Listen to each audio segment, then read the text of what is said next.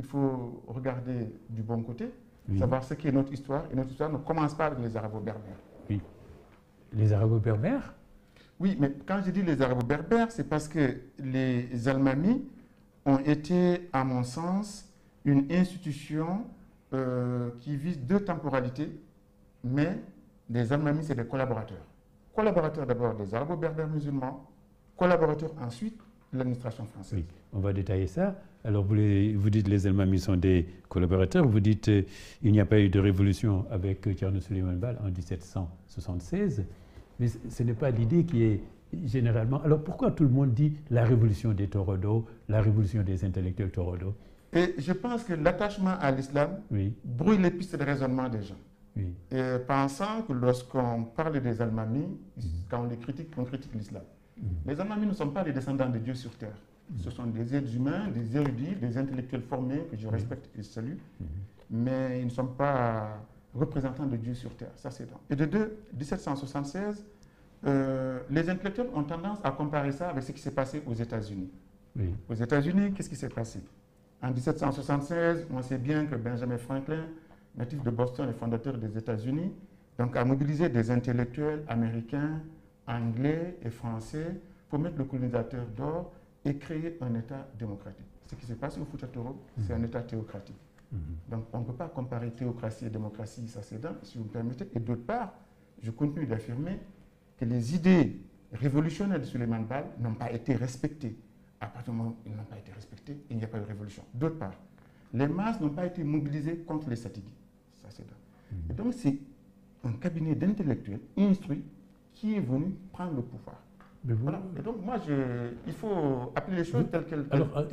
Oui, à vous entendre, Ibra Siriba, j'ai l'impression que cette révolution, avec son ampleur dont on parle, vous la ramenez à la dimension d'une petite révolution de palais, quoi. Non, à peu près. Non, c'est des gens qui ont voulu prendre le pouvoir, ce qui est légitime. Oui. Mais il ne faut pas donner à cela l'ampleur que cela n'a pas. L'ampleur que cela n'a pas, c'est quoi? C'est de penser que l'islam, si l'islam a existé, c'est grâce aux Almamis, alors que l'islam vient d'abord de la période des Man, parce qu'il y a eu des Diaogo. Après les Diaogo, dans les Diaogo, il y a eu les Elfeki qui remontent aux Diaogo. Après ça, il y a eu les Man avec Wardia Bindiaï qui a amené l'islam sous les Almoravides. L'islam cohabitait avec d'autres pratiques qui n'étaient pas musulmanes. Voilà. Et donc, le djihad, les Almamis étaient porteurs donc, de volonté de djihad et de créer, et de mettre en place des mosquées et de balayer tout un ensemble de pratiques qui étaient des pratiques peu locales, et donc pour être conformes aux pratiques des Arabo-Berbères musulmans qui sont des esclavagistes, donc qui ont rasié pendant 13 siècles des Noirs. Et donc beaucoup de chercheurs, puisqu'ils sont musulmans, ils ne se voient pas trop critiquer les Arabo-Berbères, parce que lorsqu'on rentre là-dedans, voilà, c'est un peu glissant. Mais je tiens à distinguer la religion et la culture. Oui.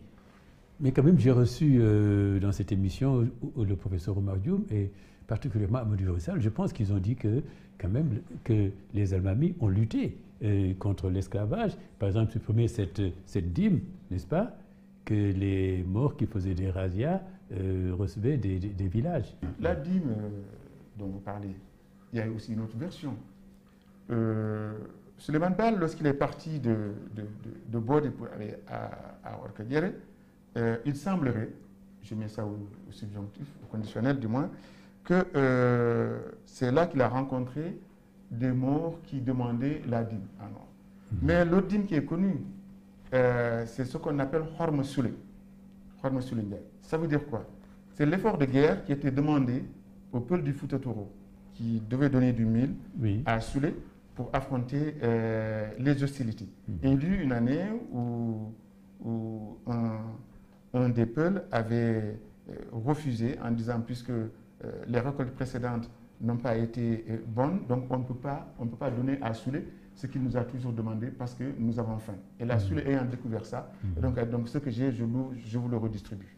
Voilà. C'est ça qui est connu. Mais dites-moi, Ibra Siri Ndiaye, est-ce qu'on peut dire que l'Almamia a remplacé, avec l'avènement de Thierno Souleymane Baal et de ses compagnons, un État, n'est-ce pas, qui fonctionnait, qui était stable, qui était beaucoup plus structuré? Est-ce que on peut, en vous écoutant, est-ce qu'on peut penser ça? Parce que vous semblez regretter. Non, je ne le regrette pas. Vous constatez. S'il y a un regret, c'est lorsque l'histoire est tronquée, Oui. manipulée pour des intérêts personnels de certaines familles. Là, je le regrette. Parce que l'histoire nous appartient tous. Oui. Voilà. Et donc, c'est un bien commun, donc il n'y a pas lieu de s'en approprier personnellement. Ce que je regrette, c'est cette affiliation et cette subordination aux Arabo-Berbères, cette admiration des Arabo-Berbères et des Français. On n'est ni Français, on n'est ni Arabo-Berbère, on a une culture. Et cette culture, il faut la valoriser. Ce que je regrette, c'est qu'on minore cette culture et on s'ouvre aux Arabo-Berbères comme si nous n'existions pas. Oui. Mais ils n'ont pas du tout combattu les Arabo-Berbères, les Almamis. Ben, pour moi, non, ils sont affiliés aux Arabo-Berbères. Pour moi, ils sont affiliés aux Arabo-Berbères pour mettre en place un État théorique, un État théocratique du moins. Je m'explique. Oui. Si le parallélisme est permis, vous avez vu ce qui s'est passé au Nord Mali. Il y avait des gens déjà qui priaient, qui pratiquaient l'islam. Et il y a des gens qui sont venus en disant non, non, c'est pas comme ça qu'il faut prier, c'est comme si. Mais les Allemands, quand ils sont venus, les gens priaient, mais le père de El Hadj Omar est un musulman. Et voilà. Et d'autres. Donc, ce que cherchaient les Allemands, c'est le pouvoir. Ni plus ni moins. Oui.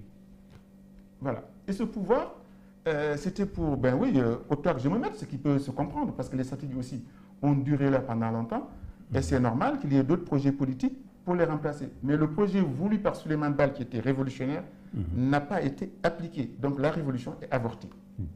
Et vous dites que le rôle, le règne des Satigui, leur pouvoir, des Déné-Yankobé, avait créé une société plus ouverte, beaucoup plus ouverte, n'est-ce pas, avec des curieux par exemple, en tout cas une société plus tolérante. Tout à fait. Plus tolérante, d'autant plus que les relations sociales n'étaient pas figées. Ce qu'on appelle abusivement caste chez nous, qui n'en est pas, parce que ce sont des catégories socio-professionnelles. Le terme caste nous vient de l'Inde, ça a été transposé chez nous, ce n'est pas acceptable. Voilà. Donc ce sont des catégories socio-professionnelles. Un artisan, il est artisan. Mais si son fils, aujourd'hui, est informaticien, on ne va pas dire que son fils est informaticien, et on ne va pas dire que son fils est artisan. Aujourd'hui, dans le Fouta Toro, lorsque vous, votre père est artisan, vous qui êtes journaliste, vous serez artisan. Si vous avez envie de prendre le pouvoir au Fouta Toro, les Torodos vont vous dire « Ah non, non, non, en cas Sak ou en cas Mab ». Ce qui est effarant aujourd'hui. Et donc les Almamis ont fait comme ça pour prendre le pouvoir, pour éloigner tout le monde, pour s'approprier du pouvoir, ce qu'ils ont fait. Et après, les chefs de canton, c'était des représentants de l'administration française. Et voilà. Et ainsi de suite, et ainsi de suite. Et on veut faire croire au Sénégal. Mais en ce moment-là, s'ils étaient des représentants de l'administration française, est-ce que c'était une époque, je ne sais pas, hein, peut-être que pour répondre à la tâche des historiens, est-ce que c'était pas, le Fouta était déjà annexé et qu'ils étaient obligés de signer des traités parce qu'il y avait que ça à faire? Le Fouta a été annexé vers 1881-1883. Oui. Le dernier Almami a été déposé. Oui. Mais sauf qu'avant qu'il soit déposé, des enfants ont été formés à la culture française pour servir de pilier à l'administration française. Oui. Voilà. Comme le système des fils des otages, c'est ça, des otages. Ce qu'on appelle fils de chef, oui. qui ne sont pas, c'était pas l'école des fils de chef, c'était plutôt des gens pris en otage pour aller servir l'administration française. Oui. C'est ce système donc qu'ils ont perpétué. Mais sauf que les gens qui étaient issus des familles d'Almami étaient bien partants pour exercer le pouvoir avec n'importe qui. Hein. Ce qui importe, c'est le pouvoir. Voilà. On va bien, lorsque El Hadj Omar est parti pour aller résister en traversant le Fouta, il y a des Almamis qui ont refusé de le soutenir, qui ont soutenu Faidherbe. Voilà, qui ont soutenu Faidherbe. Et voilà. Et on va bien. Pourtant, c'est un homme du Coran qui s'est adressé à des gens du Coran. Voilà. Mais sauf que le choix porté et tourné autour de Faidherbe. Donc on voit bien ce qui peut se construire, se déconstruire entre alliances et mésalliances au Fouta Toro. Oui. Alors, est-ce que c'est vraiment, ça tient, n'est-ce pas, Ibra Siré, quand vous dites que les Almamis ont pratiquement créé les castes Fouta pour garder le pouvoir?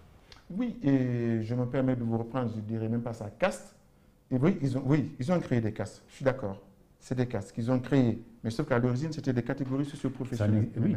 Et donc, leur objectif, c'était d'exclure les gens du pouvoir.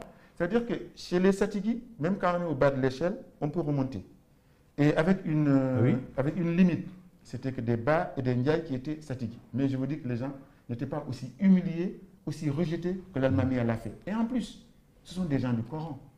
Ce sont des gens du Coran. Il est bien décrit qu'il y a une égalité entre les êtres humains par le Coran. Et donc, du coup, je m'étonne que telle pratique ait pu prospérer et continue encore d'exister parce qu'il y a des gens qui les exhibent en faire valoir.